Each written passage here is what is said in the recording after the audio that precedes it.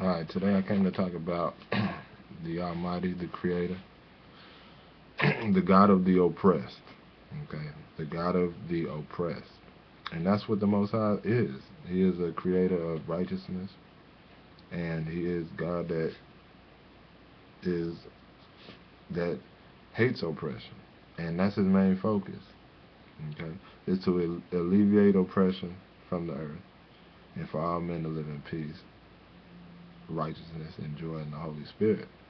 Now, you have a lot of people out here who claim to have the Holy Spirit, but they're happy in their oppression. Okay, and they think it's all about personal. As long as I get myself right, everything's good. Did Christ care about getting Himself right, or did He care about everybody else and society as a whole? Okay, that's what a righteous man should focus on, because that's what the Most High focuses on. Oppression. Okay, when Israel was in Egypt, the Most High took them out of oppression. Okay, when Israel started oppressing its own people, the Most High destroyed Israel. Okay, and you can read over and over in the book how the Most High delivers and rebukes oppression.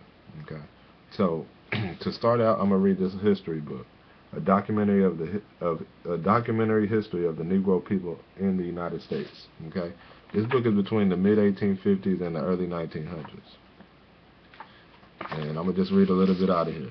Okay, to see what type of society that it was in the 1800s, and it's even worse today. Okay, let me read this. This is page 671 out of this book. In every quarter of the globe, the cry of depressed and defrauded labor is heard, meaning the cry of people who are being oppressed, and depressed, meaning, and defrauded labor, meaning you're getting paid less than what your worth is. The enormous drain upon the producing agents meaning laborers or workers, the enormous drain upon the workers necessary to maintain in idleness and luxury the great capitalists or the great bourgeois of the world who accumulated their ill-gotten wealth by defraud or by fraud, perjury, and conquest, so-called grinds the worker or producing agent down to the lowest possible point at which he can live and still produce. Okay, so the bourgeoisie class of today pay you the most bare minimum that you can receive and still come to work and produce. Okay, the bare minimum you can live off of, which today is $7.25, I believe. Let me keep reading. The millionaires of the world, the so-called aristocrats or aristocracies, and the taxes imposed by the sovereign state to liquidate obligations more frequently contracted to enslave rather than to relieve, okay, the condition of mankind. So they impose taxes to enslave people rather than relieve them, are a constant drain. So meaning these taxes are a constant drain which comes ultimately out of the laboring classes in every state. So it comes out of the pocket of the proletariat or the workers in every country on earth.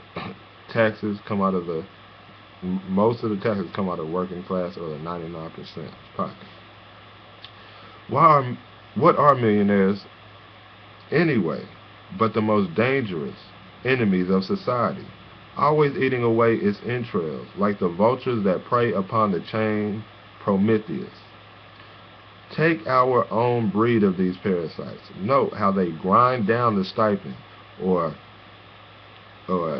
take away the stipend, meaning the pay they are compelled to bestow upon the human tools, meaning the workers, they must use to still further swell their ungodly gains.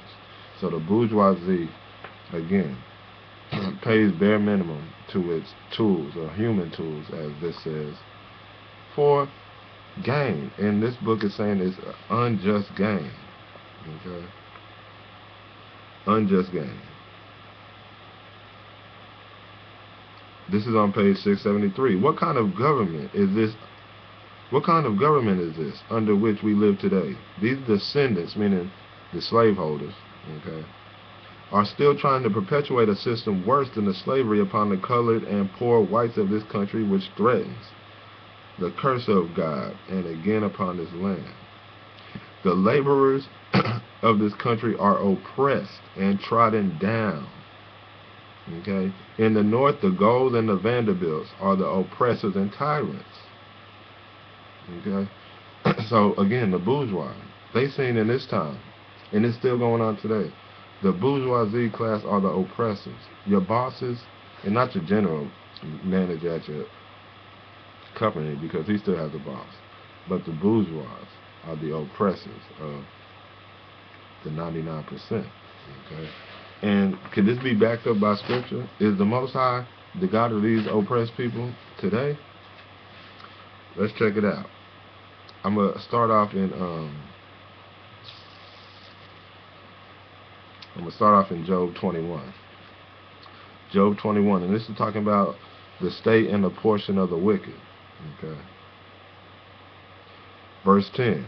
His children are the wicked's children, shall seek to please the poor. This is after correction has taken place. They shall seek to please the poor, and his hand shall restore their goods. Meaning, the children of the oppressors, their hand shall restore the goods back to the oppressed.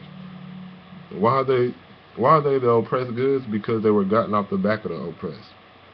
The oppressed are the ones who produce the goods, so they belong to the oppressed. Okay. Let me hop down to verse 18. That which he labored for shall he restore, and shall not swallow it down. According to his substance shall the restitution be, and he shall not rejoice therein.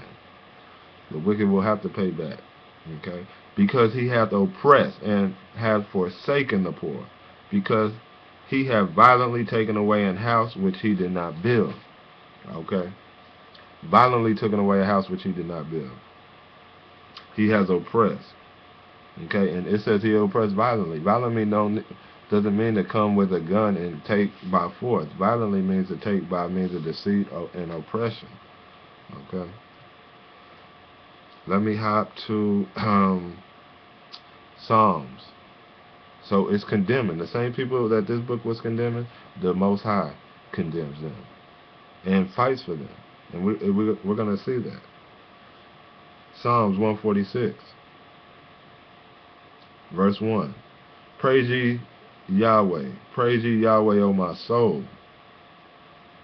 Verse 3.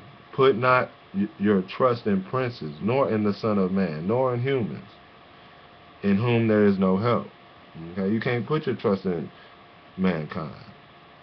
Okay? His breath goeth forth, and he returneth to his earth. In that very day his thoughts perish. Happy is he that hath the God of Jacob for his help, whose hope is in Yahweh his Elohim, which hath made heaven and earth, the sea, and all that therein is, which keepeth truth forever. Listen to this. Which execute judgment for the oppressed. Now, most people claim that the Most High or God is in them, then they would be executing judgment for the oppressed. Who are the oppressed? The oppressed is the 99% of the earth. Okay? Who the policies of the 1% are oppressing. The Most High fights for the oppressed. Most people who pick up a book today are worried about just self, okay, and converting themselves. When this book is a social book, it's not an individual book, it's a social book. Which giveth food to the hungry. Yahweh looseth the prisoners. Okay, prisoners are oppressed. The hungry are oppressed. Yahweh openeth the eyes of the blind. The blind are the people who think the book is all about their self and not a social gospel. Okay? He opens their eyes. Yahweh raiseth them that are bowed down, those that are humble. The Lord loveth righteousness. Okay? Yahweh loveth righteousness. Yahweh preserveth the stranger. He relieveth the fatherless and widows. But the way of the wicked he turneth upside down. And the wicked, like we read in this history book, are the ones who exploit, okay, the working class, who use and abuse for gain's sake. Okay. Let me move on. Let me go to Jeremiah chapter 5, verse 27. As a cage is full of birds, so are their houses full of deceit. Who? The wicked. Therefore they are become great and waxen rich. Okay, because their houses are full of deceit, this is how they have waxed rich. They are waxing fat, they shine, yeah, they overpass the deeds of the wicked. They judge not the cause of the fatherless, yet they prosper. And the right of the needy do they not judge. Okay? They do not do justice to the people in need. And right here he's talking about the wicked of the nation of Israel. Shall I not visit these things, saith the Lord? Shall not my soul be avenged on such a nation as this? So he's saying, am I not to visit this wickedness that you're doing by waxing fat off the needy and the poor and the oppressed, the fatherless, the widow? A wonderful and horrible thing is committed in this land. Okay, let me hop down to chapter 6, verse 3. The shepherds with their flocks shall come unto her. They shall pitch their tents against her round about. Now this is talking about around about Jerusalem. Okay, the shepherds shall come to Jerusalem, and they shall feed everyone in his place. Why? Let me hop up to verse 1 in chapter 6. O ye children of Benjamin, gather yourselves to flee out of the midst of Jerusalem, and blow the trumpet in Tekoa, and set up a sign of fire in Beth-Hakkerem. For evil appeareth out of the north, and great destruction. I have likened the daughter of Zion to a comely and delicate woman. The shepherds with their flocks shall come unto her. They shall pitch their tents against her and round about, and they shall feed everyone in this place. Okay. Verse 4. Prepare ye war against her. Arise, and let us go up at noon. Woe unto us, for the day goeth away, for the shadows of the evening are stretched out. Arise, let us go by night, and let us destroy her palaces. For thus saith Yahweh of hosts. For thus hath Yahweh of hosts said, hewn down trees, and cast them out against Jerusalem. This is the city to be visited. She is holy, oppression in her midst. As a fountain casteth out water, so she casteth out wickedness. Meaning she's pouring out wickedness, okay? And not casting it away, but pouring it out upon the people. Violence and spoil is heard in her. Before me continually is grief and wounds. So again, we see Most High judging Israel because she is oppressive.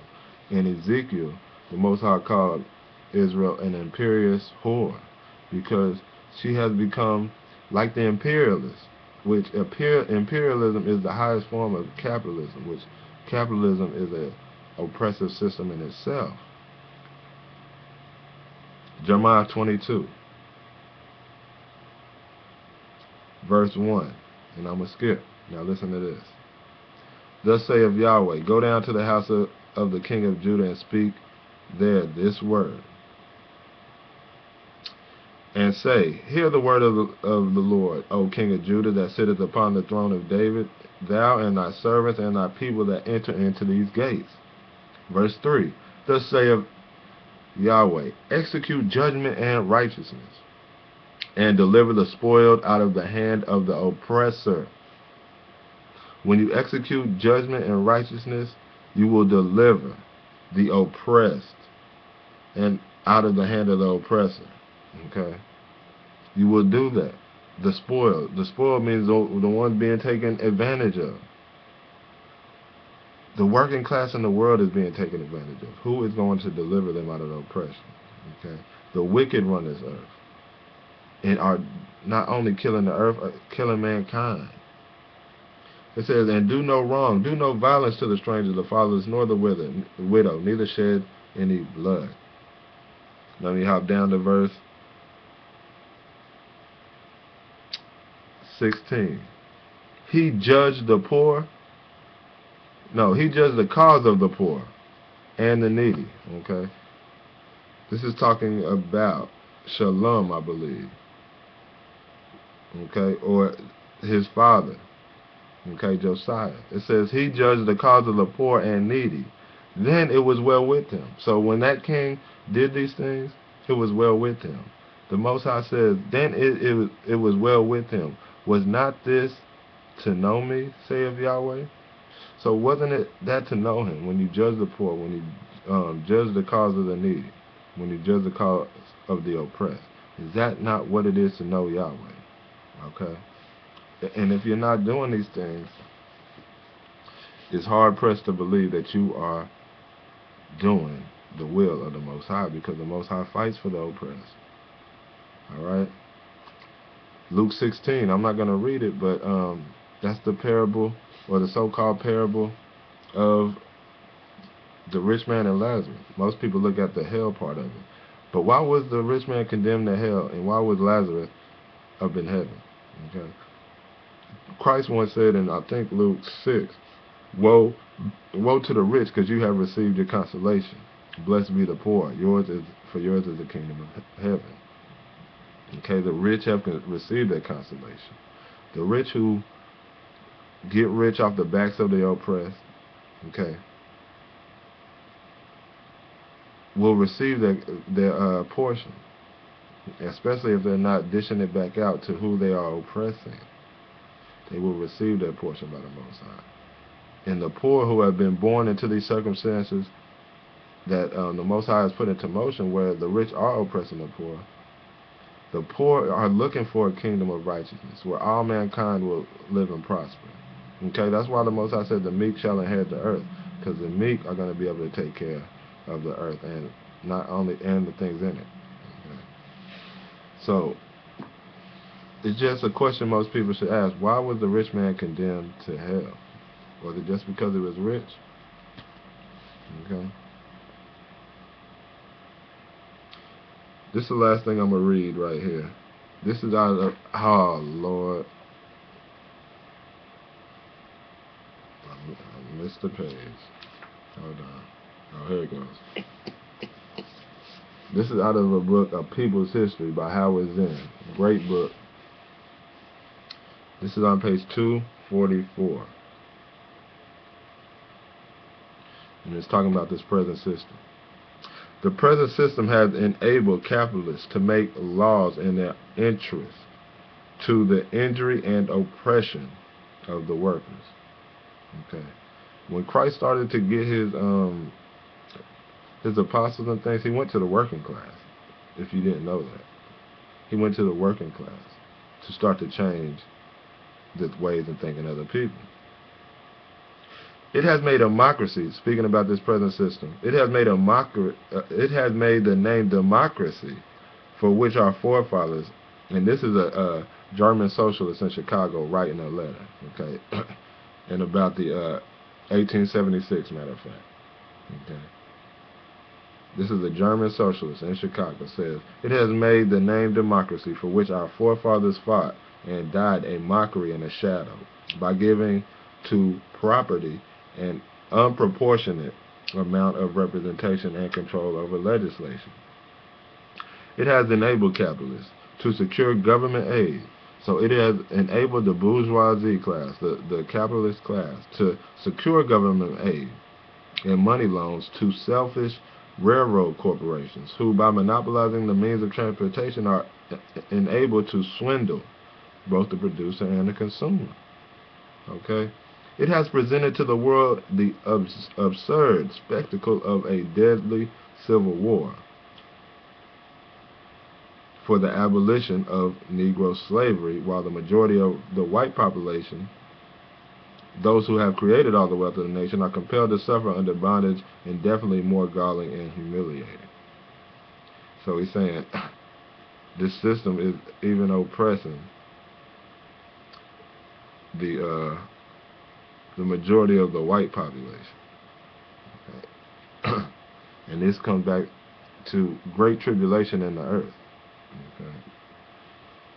It has allowed the capitalists as a class to appropriate annually 5/6 of the entire production of the country. And that'd be about 85%, but we know it's even higher today. This is back in the 80s.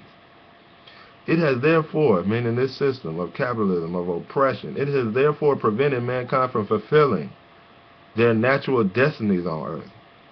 The natural destiny for a man is not to work for another man. Point blank period. It's not to work for another man. You need to do your own work, own labor, and live your own life. Okay? This system subdues the imagination and the creative thinking that mankind can produce to just reduce you to a mere animal and to do mere wage slave work. Okay? It has therefore prevented mankind from fulfilling their natural destinies on earth, crushed out ambition, prevented marriages or caused false and unnatural ones, has shortened human life, destroyed morals and fostered crime, corrupted judges, ministers, and statesmen, shattered confidence, love, and honor among men, and made a life of selfish, merciless struggle for existence instead of a noble and generous struggle for perfection, in which equal advantages should be given to all, and human lives relieved from an unnatural and degrading competition for bread. This is what the system does. It pits people against each other, fighting for bread, alright, and fighting for resources, instead of a system where all mankind can work and not compete, but come together and share and love. Okay, and this was a great letter by this brother, and he was a German socialist. Okay, sticking up for the working class, sticking up for the oppressed. The Most High probably was in that brother. But these Negroes out here that think the Most High is in them and they just sit at home, read a Bible, think I learned a few prophecies and ain't doing nothing for mankind, I doubt the Most High is in you. Okay? With that, peace, shalom, and keep the fight going.